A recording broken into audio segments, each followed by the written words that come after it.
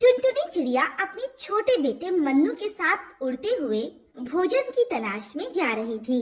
तभी पीछे से कोई लकड़हारा जिस पेड़ पर टुनटुनी चिड़िया का घर था, उसी पेड़ को काट कर ले जा रहा था।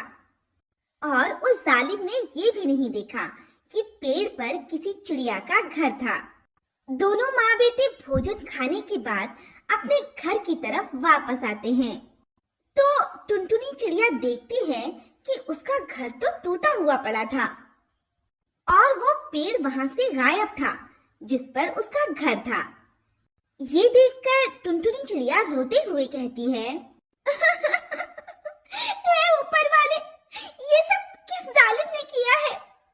ऊपर से बारिश का मौसम शुरू होने वाला है, मैं इतनी जल्दी अपना घर कैसे बना पाऊंगी? अपनी माँ की ये सब बातें सुनकर टुनटुनी चिड़िया का बेटा मुन्नू चिड़ा भी रोने लगता है। तभी आसमान में काले बादल छाने लगते हैं और धीरे धीरे तेज बारिश शुरू हो जाती है। और तब टुनटुनी चिड़िया अपने बेटे मुन्नू चिड़ा को लेकर सर छुपाने की जगह ढूंढने लगती है और उड़ते हुए अपनी दोस्त गोरी कौवी के पास जाती है और कहती है, गोरी बहन, किसी जालिम ने मुझसे मेरा घर छीन लिया है। मुझे इस बारिश में सर छुपाने के लिए जगह चाहिए। क्या मैं इस बारिश में अपने बेटे के साथ बारिश रुकने तक आपके घर रह सकती हूँ? बारिश रुकते ही मैं अपने लिए कोई घर बना लूंगी। अरे अरे, मैं तुम्हें अपने घर में क्यों रहने दूं? आखिर मेरे भी तो छोटे छोटे बच्चे हैं, मैं उन्हें अपने घर से निकाल दूं क्या? मैं तुम्हारी कोई मदद नहीं कर सकती, मैं तुम्हें कोई जगह नहीं दे सकती।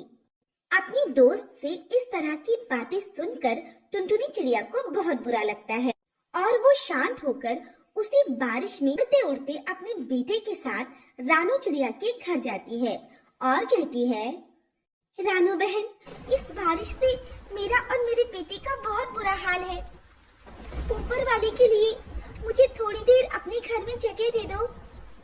जैसे ही बारिश रुक जाएगी, मैं अपना कोई ठिकाना ढूंढ लूंगी।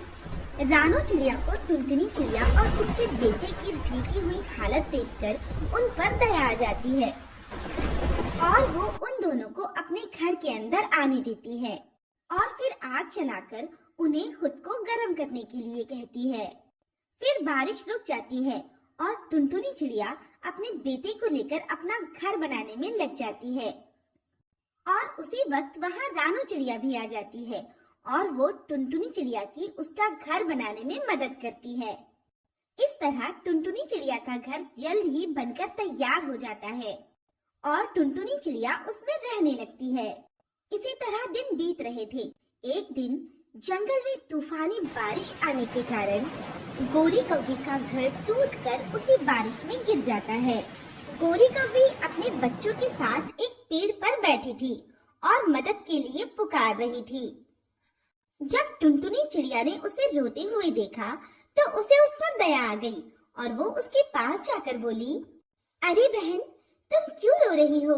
हम तो दोस्त है ना, तुम अपने बच्चों को लेकर मेरे घर आ जाओ। जब बाढ़ का पानी सूख जाए तो तुम अपने लिए कोई घर बना लेना, तब तक तुम मेरे घर रह सकती हो।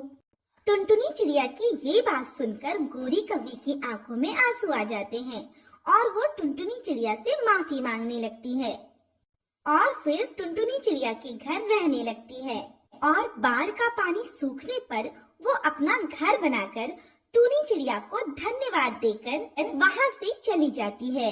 प्लीज सब्सक्राइब माई चैनल ऐसी और दिलचस्प कहानी देखने और सुनने के लिए।